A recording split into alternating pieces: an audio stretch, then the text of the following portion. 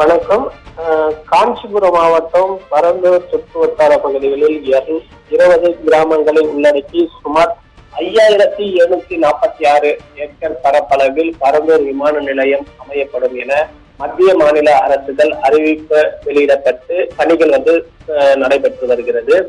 இந்த நிலையில் பரந்தூர் விமான நிலையம் அமைப்பதற்கு தேவையான இடங்களை கையகப்படுத்த தமிழக அரசு நிர்வாக அனுமதி வழங்கி அரசாணை வெளியிடப்பட்டுள்ளது.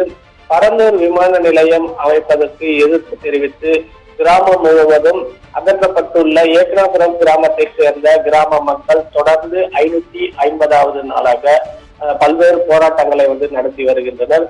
இந்த நிலையில் பரந்தூரில் புதியதாக விமான நிலைய திட்டத்தை கைவிடக் கோரி ஏகனாபுரம் கிராமத்தை உள்ளடக்கிய 13 கிராம மக்கள் குடியரசு தினத்தை ஒட்டி நடைபெற்ற சிறப்பு கிராம சபை கூட்டத்தை புறக்கணித்து ஒரு நாள் அடையாள உண்ணாவிரத போராட்டமானது நடைபெற்று வருகிறது.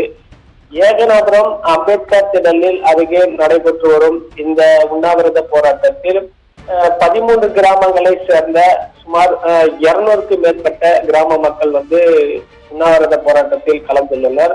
உண்ணாவிரத போராட்டத்தில் ஈடுபட்டு வரும் மக்களுக்கு ஆதரவாக தமிழ்நாடு அனைத்து விவசாயிகளின் சங்கத்தின் ஒருங்கிணைப்பாளர் குழு தலைவர் PR பாண்டியன் உண்ணாவிரத போராட்டத்தில் கலந்து கொண்டுள்ளார்.